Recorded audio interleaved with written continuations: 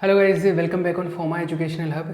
देखिए हम लोग डिस्कस कर रहे थे प्रीवियस लेक्चर में पोलराइजेशन के बारे में, ध्रुवण के बारे में। हमने बोला कि एक मटेरियल को हम लोग इलेक्ट्रिक फील्ड के बीच में रख देते हैं। तो इलेक्ट्रिक फील्ड बनाने के लिए हम लोग एक कैपेसिटर बनाया कि एक कैपेसिटर के बीच में अगर हम लोग मटेरियल को रख देते हैं तो उसके अंदर पोलराइजेशन होता है, ध्रुवण होता है। वो किस तरीके से होता है वो हम लोगों ने डिस्कस कर लिया। अब हम लोग कुछ आगे बात करने वाले हैं। क्या डिस्कस करने वाले हैं सुनिए। देखो हम लोग डिस्कस करने वाले हैं कि हमारे पास में सपोज क्या है, एक ध्रुवित गोला है, एक पोलराइज्ड स्फीयर है। मतलब अपने पास में क्या है, एक पोलराइज्ड स्फीयर है। मतलब इसको ऑलरेडी हमने पोलराइज कर लिया। कैसे किया उसके ऊपर बात नहीं कर रहे। हम लोगों ने इलेक्ट्रिक फील्ड में इसको रखा होगा और ये पोलराइजेशन हो गया होगा, जैसे भी हुआ। लेकिन हम लोग ये बात करें कि अपने पास अभी पोलराइज्ड स्फीयर है, ध्रुवित गोला है। इसकी वजह से हमको क्या करना है, इलेक्ट्रिक फील्ड निकालना है। क्या निकालना, विद्युत क्षेत्र का मान निकालना, अंदर भी और बाहर भी।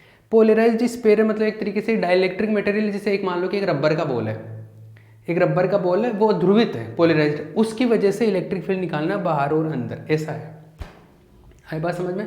इलेक्ट्रिक फील्ड भी निकालेंगे और इलेक्ट्रिक पोटेंशियल भी, विद्युत विभव भी निकालेंगे, दोनों चीज़ कैलकुलेट करेंगे। ठीक है, तो देखो हम लोग बात करते हैं आगे ध्रुवित गोले के बारे में। बात करते हैं ध्रुवित गोले के बारे में। तो क्या है ये ध्रुवित गोला।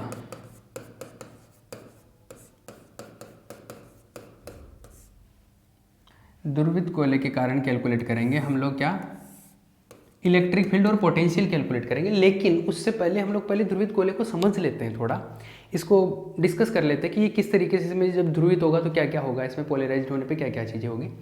तो एक ये क्या है, अपने पास में पोलराइज्ड स्फीयर है, पोलराइज्ड स्फीयर। ठीक है, पक्का। चलिए एक पोलराइज्ड स्फीयर है अपने पास में, इसको थोड़ा समझ लेते हैं।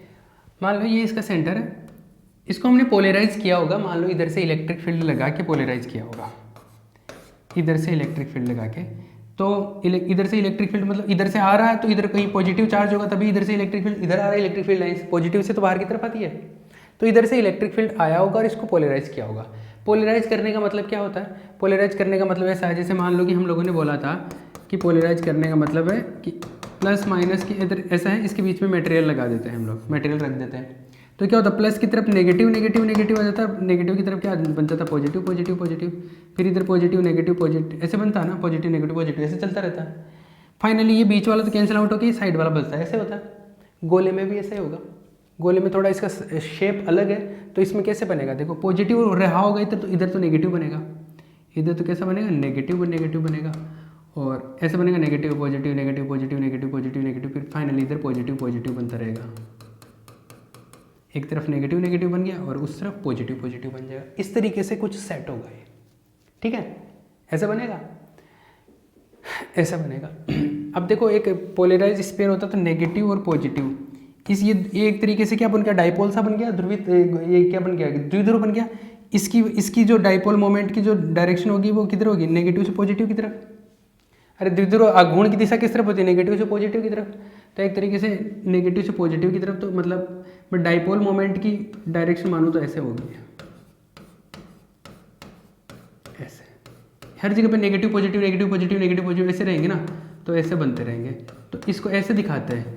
ऐसे दिखाने का मतलब है, ऐसे बता रहा है कि ये जो डाइपोल है वो कैसा है, पोलराइज्ड है, ध्रुवित है। ये गोला कैसा है, एक ध्रुवित गोला है। गोला कैसा है, ध्रुवित है, पोलराइज्ड है। एक तरफ नेगेटिव बन गया, एक तरफ पॉजिटिव बन गया। ठीक है, ये कहानी समझ में आ गई। अभी मैंने कोई यहाँ पे बाहर से इलेक्ट्रिक फील्ड नहीं लगा रखा, ये लगा के बनाया होगा इसको। और ये ऐसा ध्रुवित गोला है, ये पोलराइज्ड है। और पोलराइजेशन की ये मान लो ये डायरेक्शन कौन सी है, ये जो डायरेक्शन है ये जेड डायरेक्शन है। तो पोलराइजेशन की डायरेक्शन कौन सी है, ये पी वेक्टर इधर है। सॉरी, डायरेक्शन ऑफ पोलराइजेशन कौन सी है, ये ऊपर की तरफ है, ये ध्रुवण की दिशा है। तो हम लोगों ने जेड दिशा में इसको ध्रुवित कर रखा है। ठीक है, तो इधर नेगेटिव नेगेटिव, ये पॉजिटिव। ये बीच वाला मैं हटा भी सकता हूँ ऐसे, ये जो एरो बना रखे हैं ना, क्योंकि कैंसिल आउट हो जाएंगे एक तरीके से। अब ये है, ये ध्रुवित गोला है। तो हम लोगों ने क्या किया, एक गोला लिया और उसको ध्रुवित कर लिया, पोलराइजेशन की दिशा किस तरफ है, पी वेक्टर जेड की दिशा में, ये गोला है। ठीक है। अब मैं इसका पृष्ठ आवेश घनत्व निकालना चाहता हूँ, इसका क्या कैलकुलेट करना चाहता हूँ, पृष्ठ आवेश घनत्व। पृष्ठ आवेश घनत्व मतलब सरफेस चार्ज डेंसिटी, मतलब इसकी सरफेस पर कितना चार्ज है वो कैलकुलेट करना है। तो देखो मैं क्या कर रहा हूँ, मैं ऐसे बोल रहा हूँ कि ये गोला तो है ही, मैं इसको एक बार के लिए ये हटा रहा हूँ, ऐसे कर रहा हूँ, क्योंकि बीच वाला तो सब कैंसिल आउट हो जाता ना, लास्ट में जाके कहाँ बचा, सरफेस के ऊपर बचा, इधर भी और इधर भी सरफेस के ऊपर बचा। ये है सेंटर ओ, बॉल्स दूँ मैं इसको, ठीक है।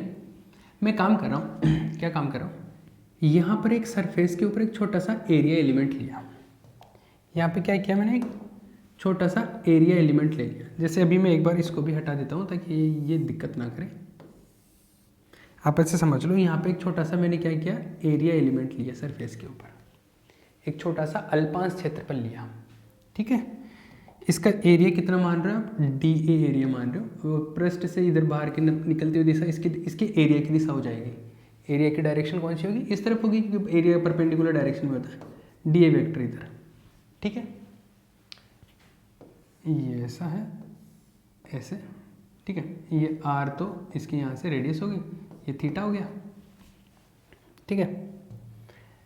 पी वेक्टर की डायरेक्शन ये है, ये पी वेक्टर की डायरेक्शन मतलब इस पॉइंट पे बनाऊं तो पी वेक्टर की डायरेक्शन ये हो गया थीटा, सही है, बिल्कुल सही चल रहा है। ये छोटा सा एरिया, एरिया कितना है, डी ए है। अब देखो डी ए तो इसका एरिया, लेकिन पी की डायरेक्शन में एरिया का कितना कंपोनेंट है, ये ऐसा है, पी वेक्टर इधर है,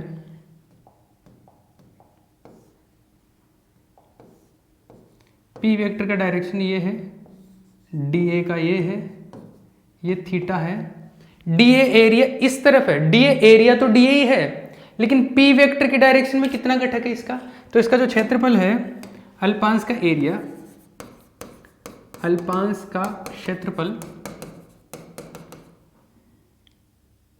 area of element, area of element, small element, small element कितना है, इसका एरिया तो है डी ए, लेकिन इसका इसकी डायरेक्शन में कितना कंपोनेंट रहेगा, डी ए कोस थीटा आएगा क्या इधर, अरे इसका इधर कंपोनेंट कहाँ आएगा, डी ए कोस थीटा। मैं इधर वाला कंपोनेंट क्यों कैलकुलेट कर रहा हूँ अभी पता चलेगा। तो पी वेक्टर की डायरेक्शन में इसका कंपोनेंट क्या आएगा, ध्रुवण की दिशा में, ध्रुवण की दिशा में प्रभावी द्रव्यमान, मतलब कंपोनेंट दिशा में प्रभावी द्रव्यमान, प्रभावी द्रव्यमान नहीं सॉरी, प्रभावी क्षेत्रफल, प्रभावी क्षेत्रफल, effective area, effective area in the direction of, in the direction of polarization, in the direction of polarization, polarization की डायरेक्शन में इसका इफेक्टिव एरिया कितना आएगा, D A cos theta, D A cos theta, ठीक है, कितना आएगा, डी ए कोस थीटा, ठीक है।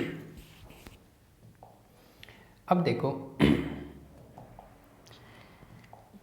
मुझे ये कैलकुलेट करना है कि इसके ऊपर जो आवेश प्रेरित हुआ होगा, क्योंकि हम लोग ध्रुवित करते हैं तो ध्रुवण की वजह से क्या होता है, आवेश प्रेरित होता है, तभी तो चार्ज आता है, इंड्यूस चार्ज आता है। वो इंड्यूस चार्ज जो होता है वो क्या होता है, वो इस पी वेक्टर की डायरेक्शन में जो एरिया होता है ना उस पर डिपेंड करता है, पी वेक्टर की डायरेक्शन में जो एरिया होता है उस पर डिपेंड करता है। तो मैं प्रेरित आवेश कैलकुलेट कर रहा हूँ, प्रेरित आवेश,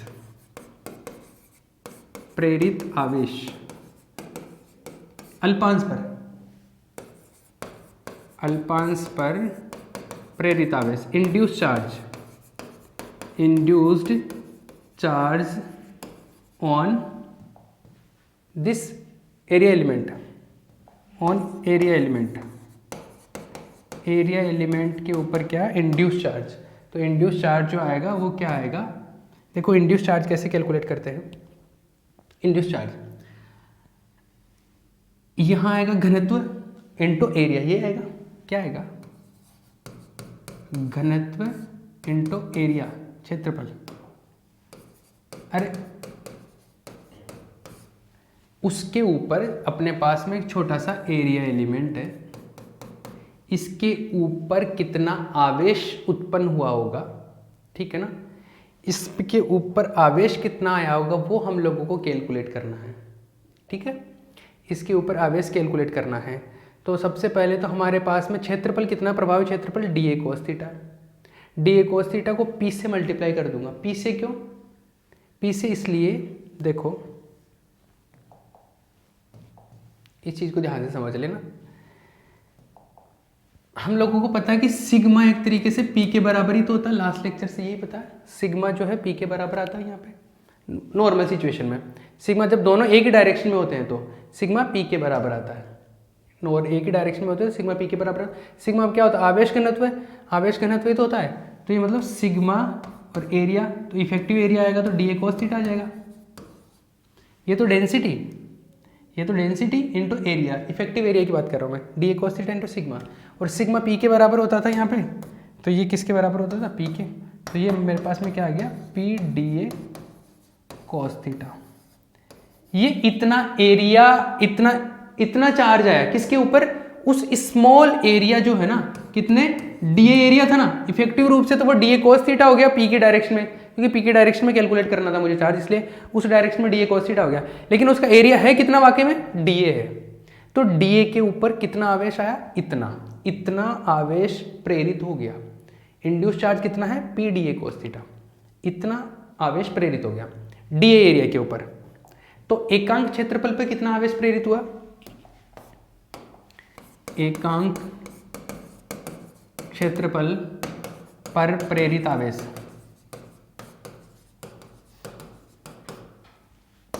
induce charge on unit area. Unit area पे जो इंड्यूस चार्ज है वो कितना होगा? टोटल चार्ज, इसको जैसे मैं बोल लूँ, ये जो टोटल चार्ज, ये चार्ज जो आया था एरिया पे, स्मॉल एरिया पे, वो था d3। क्या था? d3। डी एरिया पे कितना चार्ज था? d3। तो एकांक क्षेत्रफल पर निकालना है मुझे। तो देखो आवेश जो टोटल चार्ज आया अपने पास में अपॉन एरिया, क्षेत्रफल,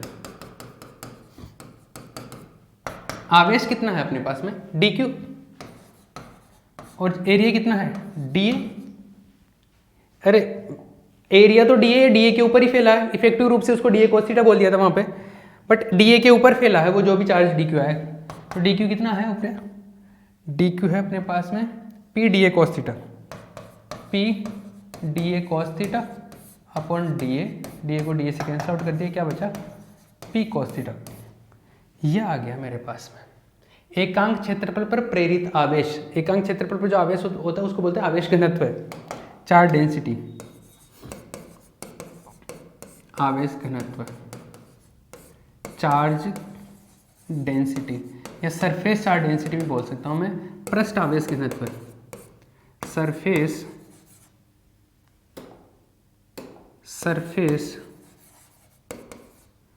चार्ज डेंसिटी,